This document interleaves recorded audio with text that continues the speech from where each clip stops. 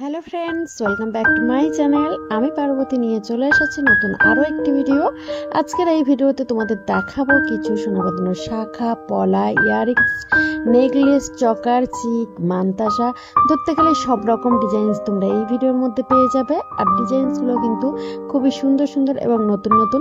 ভিডিওটা লাস্ট পর্যন্ত দেখো, যে ডিজাইনসটা তোমাদের পছন্দ হবে স্ক্রিনশট নিয়ে কাছাকাছি কোনো সোনার দোকান থেকে খুবই সহজে বানিয়ে নিতে পারবে।